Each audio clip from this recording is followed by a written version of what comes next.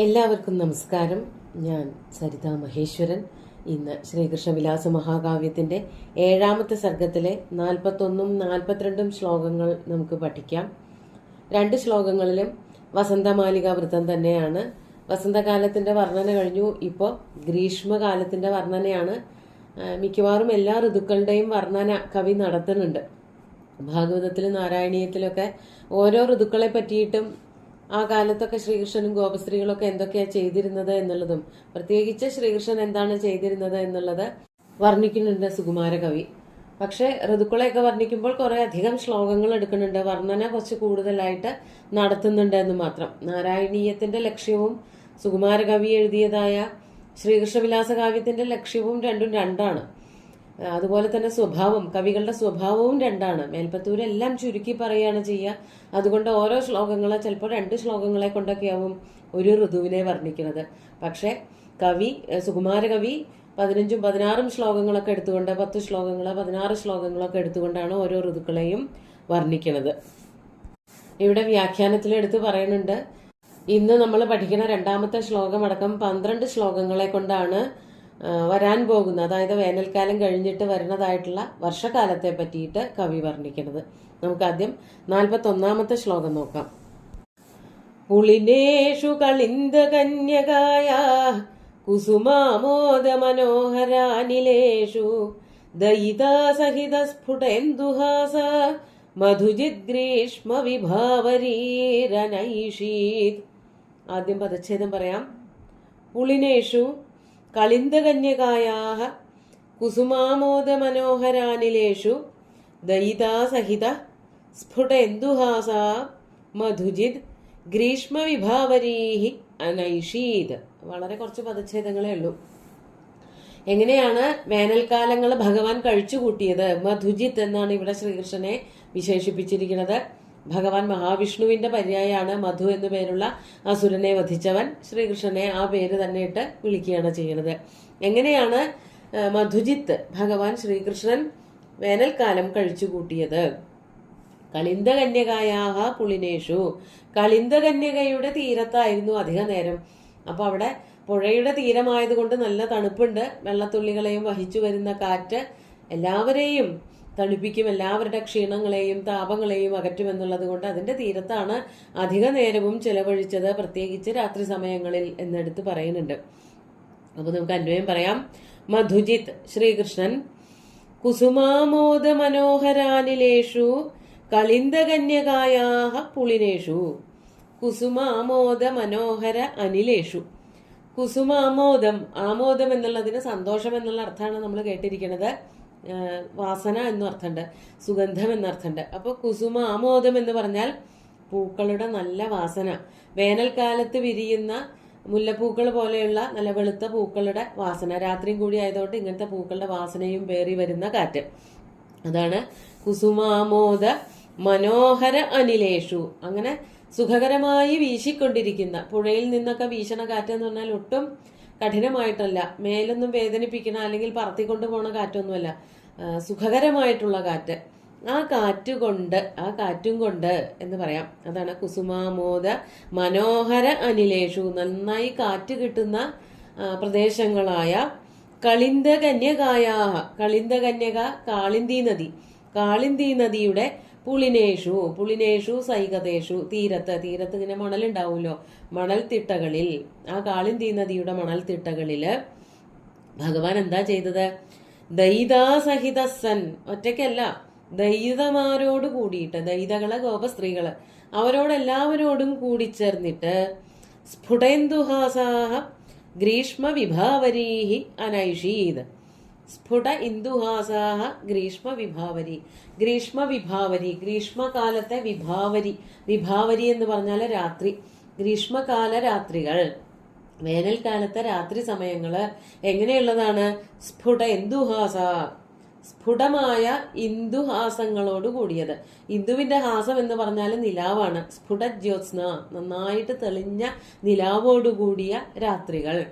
അതായത് ഈ വേനൽക്കാലമാവുമ്പോൾ ഒട്ടും മഴക്കാറൊന്നും ഉണ്ടാവില്ല, മേഘങ്ങളും പൊതുവെ കുറവാകും. ഉണ്ടെങ്കിൽ തന്നെ അതിങ്ങനെ വെളുത്ത മേഘങ്ങളാവും, അത് നിലാവിനെ ഒന്നുകൂടി കൊഴുപ്പിക്കുകയുള്ളൂ.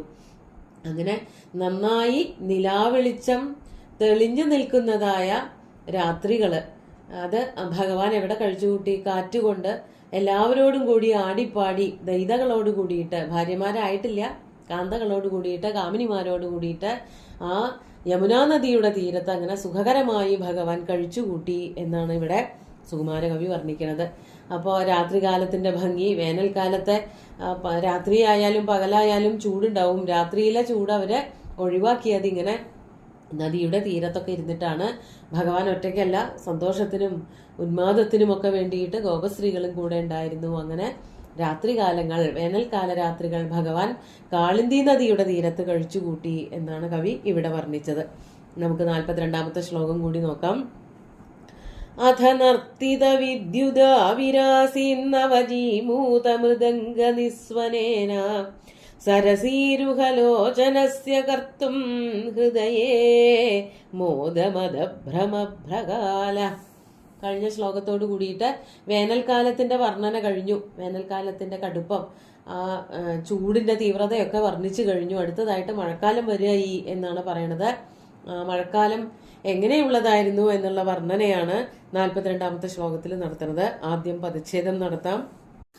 അഥ നർത്തിത വിദ്യുത് ആവിരാസീത് നവജീമൂത മൃദംഗ നിസ്വനേന സരസീരുഹലോചനസ്യ കർത്തും ഹൃദയേ മോദം അദഭ്രം അഭ്രകാല. അവസാനത്തെ വരിയില് മോദം അദഭ്രം അഭ്രകാല എന്നുള്ളത് 3 വാക്കാണ്. മോദം, അദഭ്രം, അഭ്രകാല. അഭ്രകാല ആവിരാസീത്, അതാണ് മുഖ്യമായിട്ടുള്ള വാചകം. അഭ്രകാല, അഭ്രം എന്ന് പറഞ്ഞാൽ മേഘം എന്നാണ് അർത്ഥം. അഭ്രകാല എന്ന് പറഞ്ഞാൽ മേഘങ്ങൾ വന്ന് നിരക്കണ കാലം, മഴക്കാലം. ആ മഴക്കാലം ഇതാ വന്നു ചേർന്നിരിക്കുന്നു. മഴക്കാലത്തിനെ പറ്റി ആദ്യം വർണ്ണിച്ചിട്ട് ആ കാലം എങ്ങനെയാണ് ഭഗവാൻ കഴിച്ചുകൂട്ടിയതെന്ന് പിന്നെ പറയും. ഇവിടെ ആ കാലത്തിന്റെ ഒരു പുറപ്പാടാണ്, മഴക്കാരന്റെ ഒക്കെ ഒരു പുറപ്പാടാണ് വർണ്ണിക്കുന്നത്.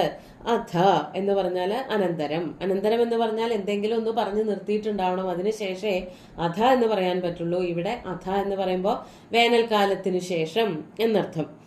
അങ്ങനെ വേനൽക്കാലം കഴിഞ്ഞപ്പോൾ എന്താണ് ഉണ്ടായത്? ഗ്രീഷ്മാനന്തരം അഭ്രകാല. കീദൃശ അഭ്രകാല, എങ്ങനെയുള്ള അഭ്രകാലമാണ് എന്നാണെങ്കിൽ ജീമൂത മൃദംഗ നിസ്വനേന നർത്തിത വിദ്യുത് അഭ്രകാല. അതാണ് മൃദംഗ നിസ്വനേന. ജീമൂത മൃദംഗ നിസ്വനേന എന്ന് പറഞ്ഞാല്, ജീമൂതം എന്ന് പറഞ്ഞാല് മേഘമാണ്. മേഘത്തിന്റെ ശബ്ദം ഒരു മൃദംഗവാദ്യം പോലെയാണ് എന്നാണ് പറയുന്നത്. അതാണ് ജീമൂതമാകുന്ന മൃദംഗത്തിന്റെ ശബ്ദത്തോടുകൂടി, അതാണ് ജീമൂത മൃദംഗ നിസ്വനേന നർത്തിത വിദ്യുത്. ആ മൃദംഗത്തിന്റെ ശബ്ദം കേൾക്കുമ്പോൾ, മൃദംഗവാദനം കേൾക്കുമ്പോൾ ഒരു നർത്തകി എങ്ങനെയാണോ നൃത്തമാടുന്നത്, അതാണ് നർത്തിത വിദ്യുത്. ഏത് നർത്തകിയാണ്? നർത്തകിയായിട്ട് ഇവിടെ കൽപ്പിക്കുന്നത് വിദ്യുത്തിനെയാണ്. വിദ്യുത്ത് എന്ന് പറഞ്ഞാല് സൗദാമിനി, ഇടിമിന്നൽ എന്നർത്ഥം. സ്ത്രീലിംഗാണ്. ഒരു നർത്തകി നൃത്തമാടുന്നത് പോലെ ആണ്. അതായത് മൃദംഗവാദ്യങ്ങളൊക്കെ കേൾക്കുമ്പോൾ നൃത്തത്തിനായിട്ട് തയ്യാറായി നിൽക്കുന്ന ഒരു നർത്തകി നൃത്തം ചെയ്യുന്നത് പോലെ.